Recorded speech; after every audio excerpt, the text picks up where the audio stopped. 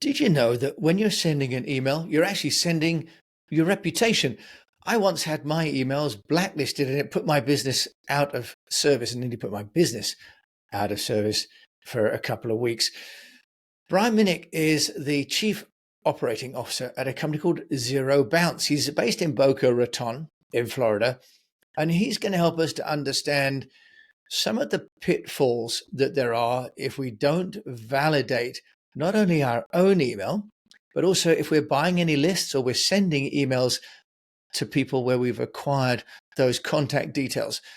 Brian's going to help us to understand what we can do to ensure that we've always got a sound reputation. And at the end, he's going to help you by offering you 2,000 validations. So stick around. That's going to be worth having. Brian, welcome to the show. Thank you, Jim. I appreciate it. Thanks for having me. Well, thank you, because we're in a tech area with email that I haven't touched on before, partly because it seems quite techy, but you've got over 300,000 customers. So plainly, this is a niche that's a mile wide.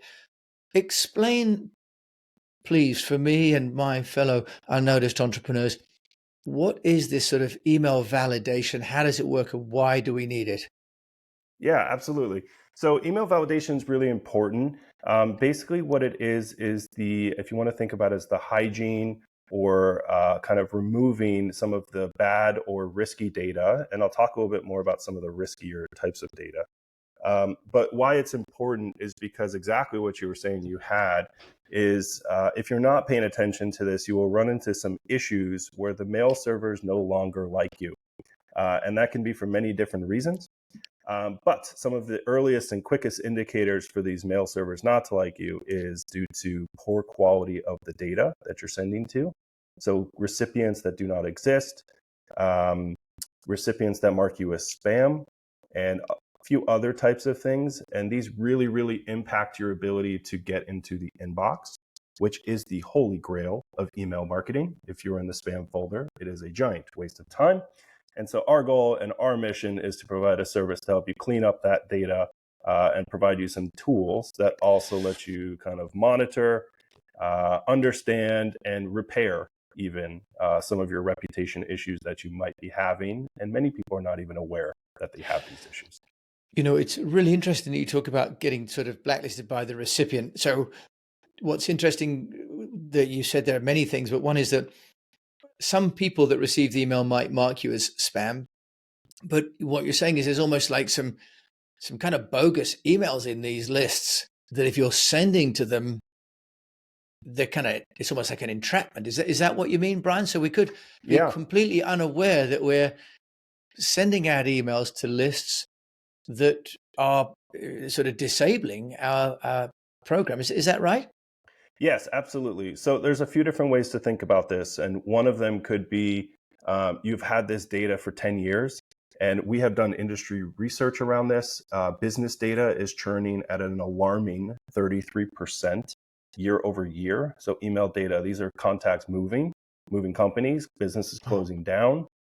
So those are invalid recipients that people are still just hoarding. And so we can kind of help clean that up. And then also there's emails that are literally created by the companies like Yahoo, Gmail, Mimecast, all of these kind of spam filters that people use to filter their mail. And if you're sending to them, they will automatically throw your entire campaign into the spam folder and everything that you do moving forward into the spam folder because they have quote unquote trapped you. You have sent an email to a non-opted in, never subscribed, scraped email that came off the web, which probably came from a purchased list, or some of these providers that sell leads and data and they tell you it's great. They're not always so transparent on how they got that.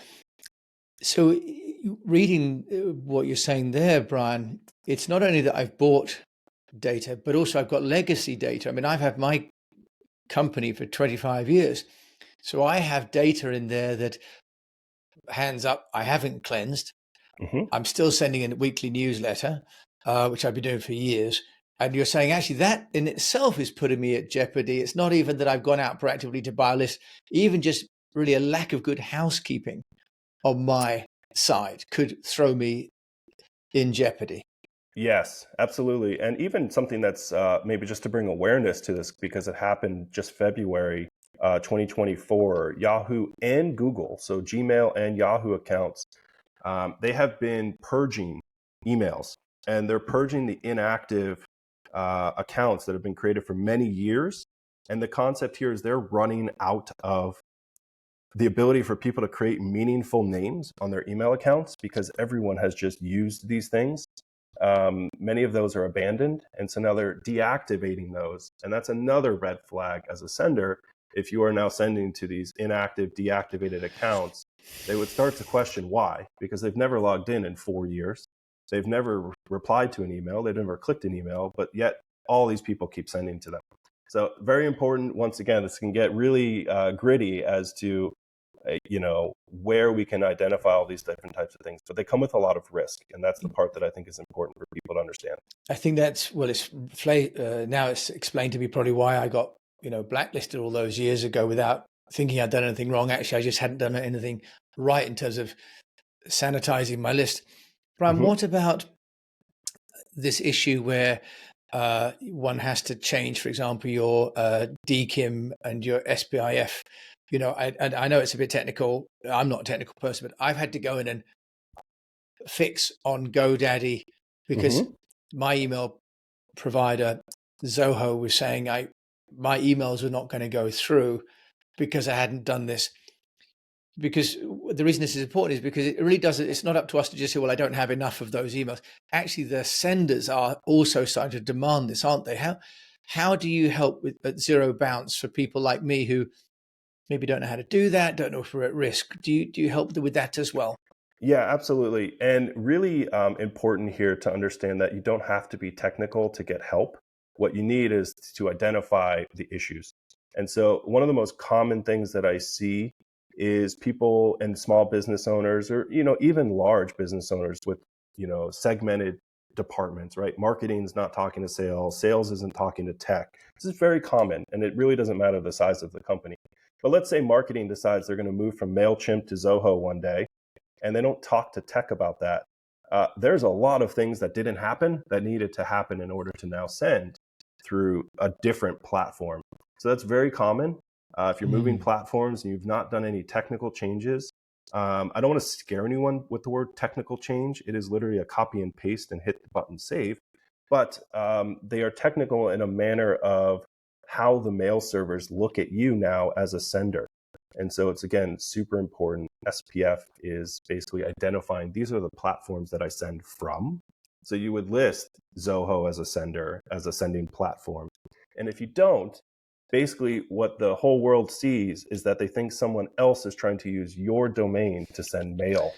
And now they're saying, no, no, no, no, no, this is phishing, this is spoofing, and they'll want to throw you in the spam folder. And so you can send us a test email from your platform and we will run an analysis in 10 minutes and tell you exactly the problems that you have. We can help guide fix it as well.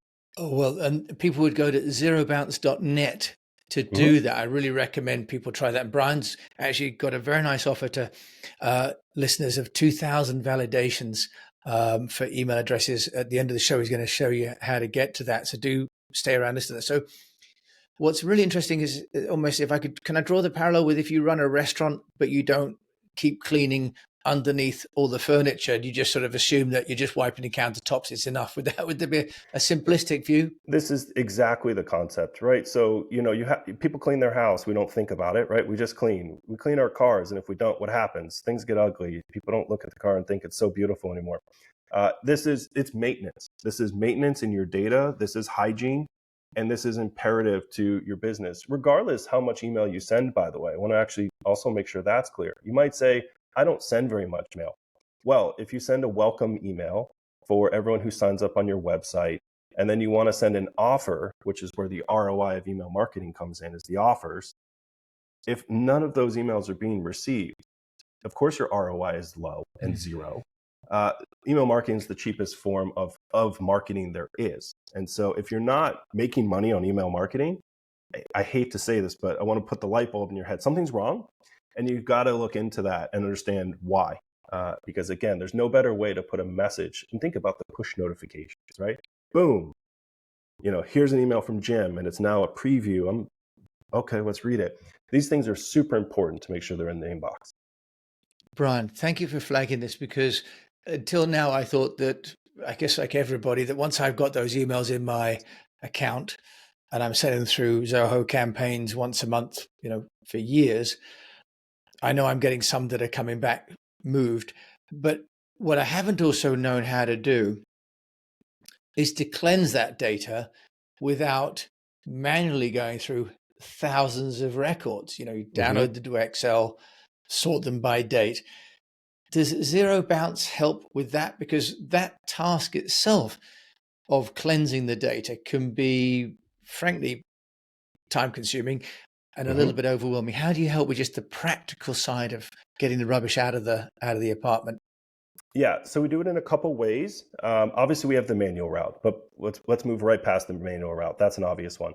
On the automated side, depending upon which platform you store that data in, we probably have an integration. And what's key about the integrations is two things. Number one, you can set a kind of auto repeat where every 30 days, let's run through the Hmm. whole data set again and clean it up. Or, and really, anytime a new contact is in there, let's clean it immediately and kind of figure out what to do with it from there. So it is what's important is to be proactive as well as reactive. So people usually come to us. We have two types of like major clients: the people that know they're gonna have a problem because they've been educated, and the people that have a problem and don't know what to do. And it always starts with the data, the quality of their data. The other one, which is more technical but still very easy if you use sites like WordPress and other stuff there where you collect the data, is we have plugins that actually will validate in real time on the website. So what we're doing there, which is critical, is catching typos. We're catching people just smashing the keyboard to get to your coupon code or whatever your pop-up Hmm. is there for.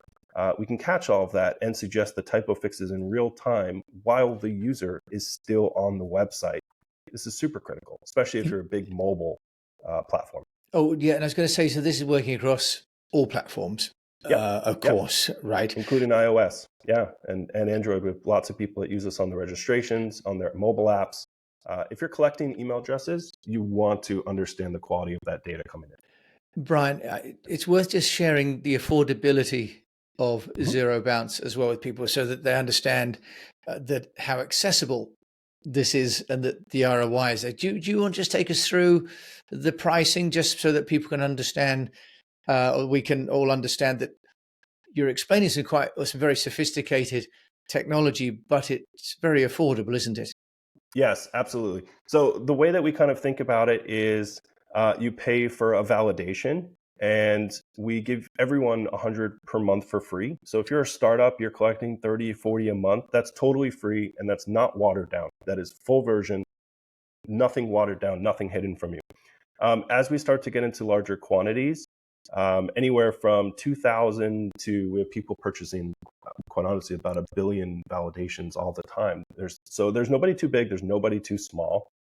2,000 validations would cost you $18 to clean up. 100,000, which may be a little bit more in a realm of relatable, is going to cost you $390 to clean up. And the turnaround time on all that, by the way, is about 45 minutes. So you send us the data, you go out to lunch, you come back, all the data is cleaned up, and you've saved money most likely in the platforms you're storing the data, because you're paying to store those invalid bad contacts that you don't want to send to. You're storing those in many systems. Generally speaking, you get ROI on day zero as a result of all that.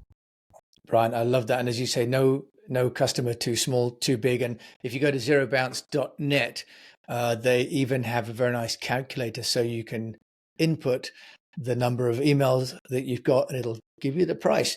And if you're looking at this on YouTube, you can see I'm doing a screen share for that as well. So I really love the transparency and the self-serve nature there, Brian, as well. You've mentioned that the company, started 2017, went live 2018, I understand, and you've managed to acquire over 300 customers. And I think you mentioned you're getting about 400 new customers per day. So most people would, their minds would boggle at that. So there's operational issues, I'm sure, but from a marketing point of view, if we can talk to that. How have you managed to scale Zero Bounce?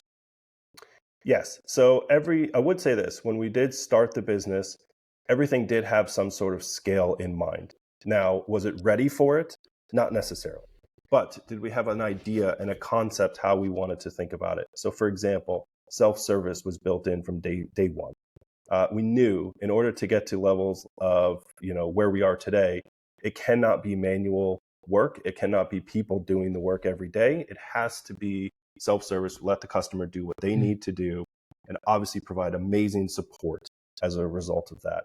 So that's been kind of one thing that we've definitely done. But scale has come and has been challenging, to be very honest. We have failed many times in different things. As we all do. That's part of the entrepreneurial journey, though, isn't it?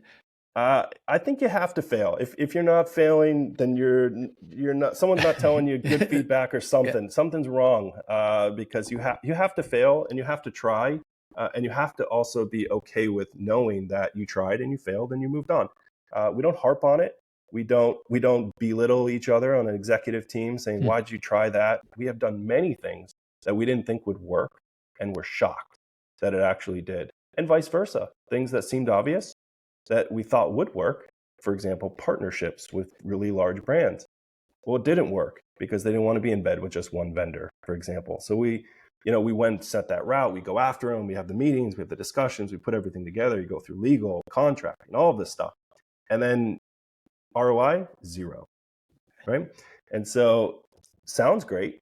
Perfect. It's a complementary business to us. We could both market each other.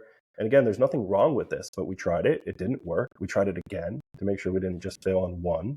And we moved on. And it's okay. We just now also know what not to do in the future and where to find the good channels. So it's important.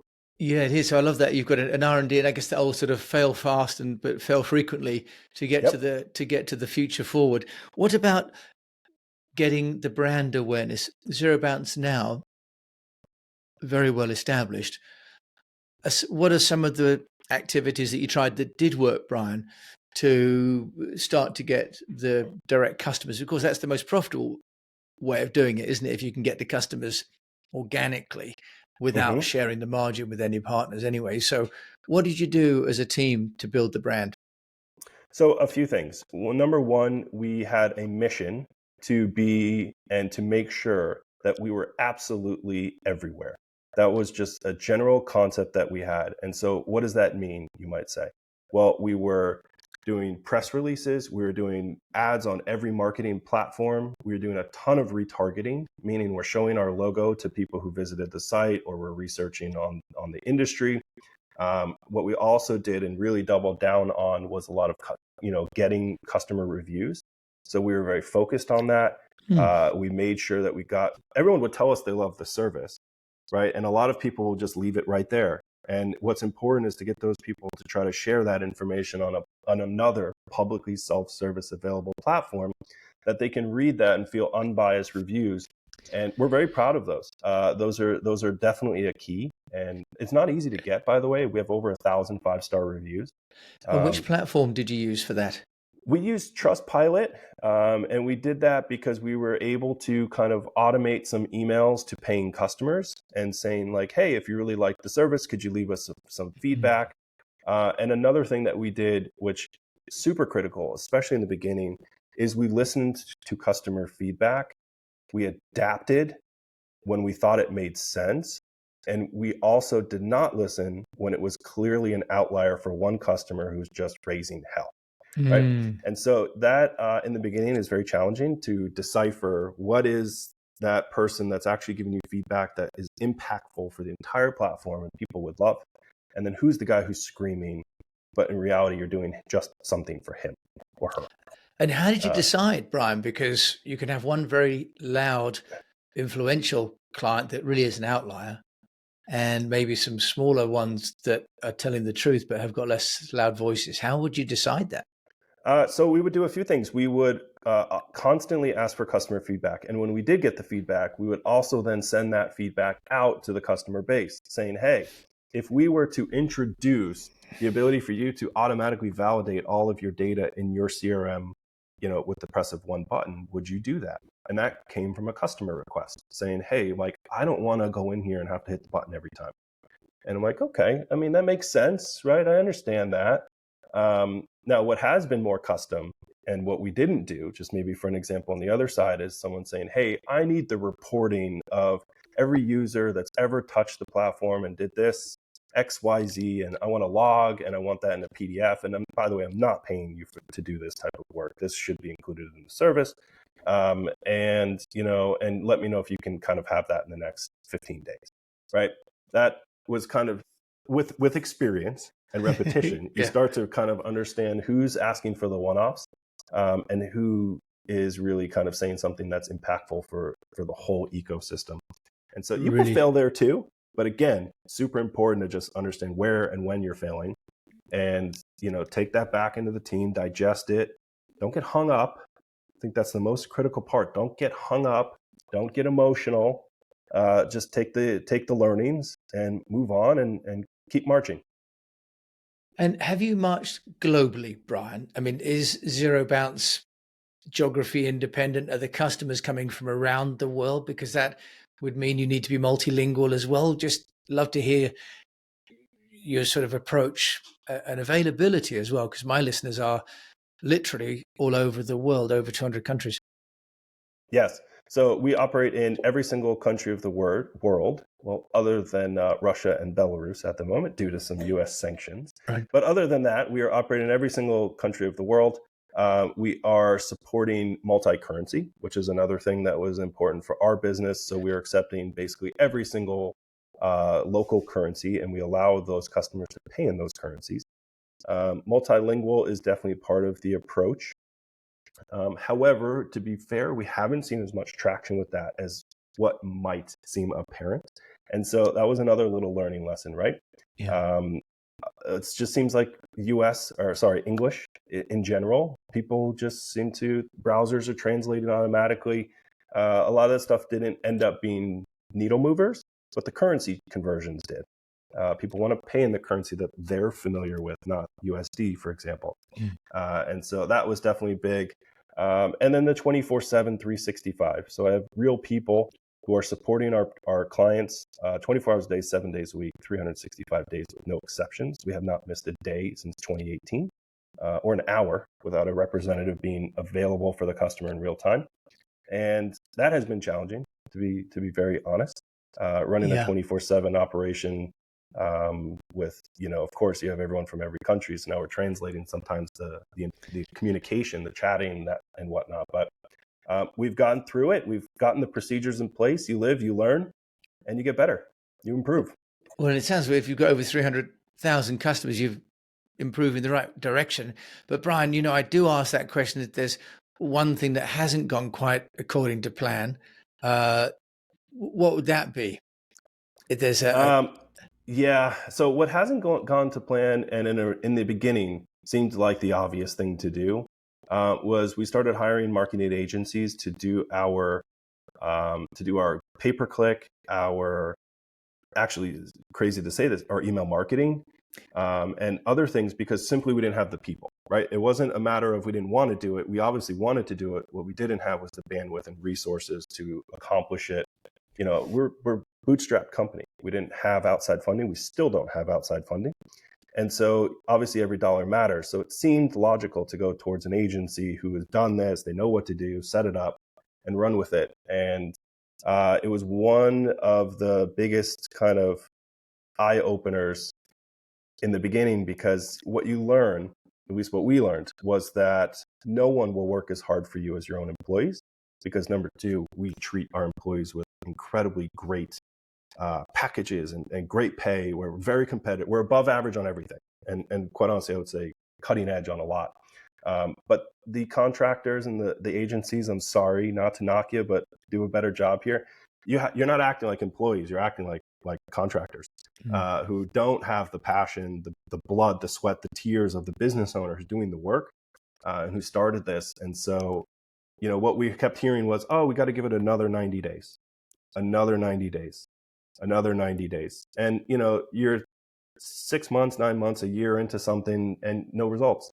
If that's an employee, you change, you do something about that. Yeah. And so that was just kind of something that we took away, and we brought all of that in house. We bit the bullet, we paid the people and paid them right, and there's nothing better. I mean, when something happens, they're right there. They want to do things. They know it's their performance, and they can see their own outcomes. And employee versus Yeah. contractor is always very different.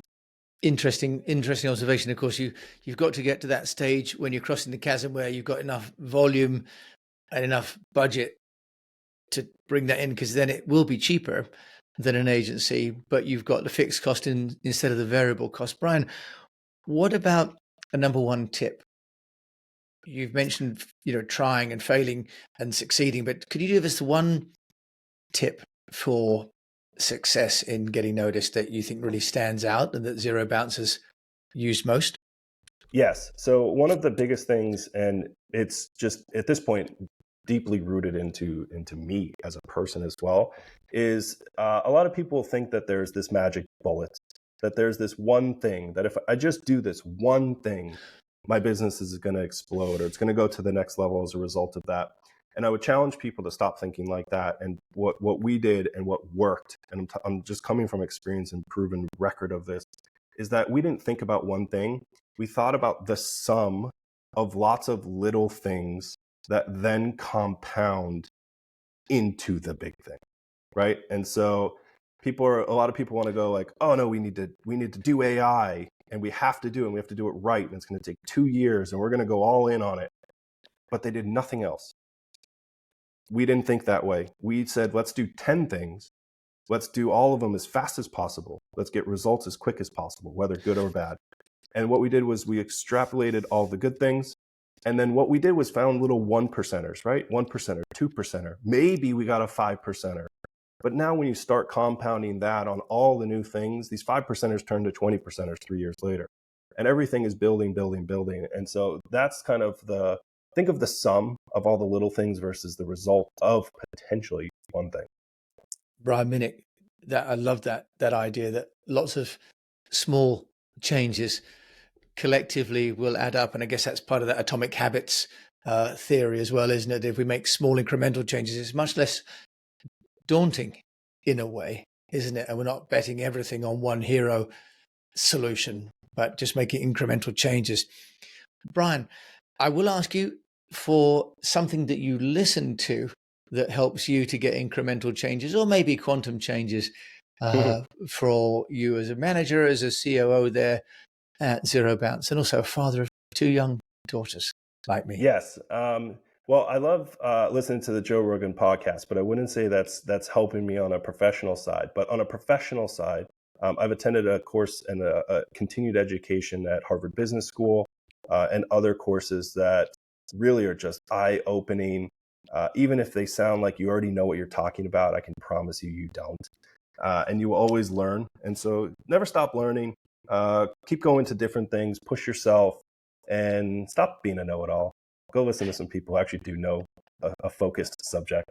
So that's what I did. Okay, well, and that's why I've come to you, Brian, to find out about emails and email sanity and also about sending reputation. Brian, you kindly have an offer for my listeners and community. What would that be before we leave? So we want to give everybody 2,000 validations for free. Obviously, you would still get that 100 per month for free at any time. Any user can get that at any time. And then in addition, some of those extra tools I spoke about, which I didn't even go into big detail, but sending us an email to evaluate the technical specs, a blacklist monitor, so you put your domain on it to see if anything pops up, will alert you. Inbox testers, you can send emails to us to see if they went to inbox or spam before you send your campaign. All of those you can get for free every month as well. We have a free toolkit there. And so I just want to encourage everyone to take advantage of free tools, not watered down on any level, and just available for you to take advantage of. Great. What code do people need to go to a particular domain name and give a code to get the 2,000 or? You can reach out to me or our support team and just say that you came from, the podcast and the UnNoticed Entrepreneur, and we'll go ahead and add them to you directly. Brian Minnick, if people want to reach out to you directly, where can they find you? Yeah, LinkedIn's a great one. I try to stay active there. I'm not so active on the posting, but I'm very active on people who engage with me and want to understand or have a technical question. By the way, my background is very technical, but I'd love to transform that into more of a layman's terms. And so happy if you think you have a problem, you probably do, and I'm happy to also kind of help and consult a little bit. Brian Minnick. That's wonderful. Just so that you know, it's Minick for Brian's surname. Brian, we've gone over my normal time because you've just kept this conversation so rich in terms of information, and I think it's just such a valuable and frankly unexplored part of marketing. Thank you so much for coming on the show. Thank you. I really appreciate it. Thank you for having me. Well, it's been illuminating, and I feel also a little bit guilty, to be honest, that I haven't swept under the bed of my email database for a long, long time. And I know I'm going to be using that 2000 before the week is out. So thanks for joining me and Brian Minnick on this episode of The Unnoticed Entrepreneur. I really hope that you found it as informative as I have. Take action, because you are going to be sending your reputation and you do not want to get blacklisted. I hope I haven't made myself unpopular with you and you're not going to blacklist this show. Hopefully you're following me and you are going to share this episode with a fellow unnoticed entrepreneur. And until we meet again, I just encourage you to keep on communicating.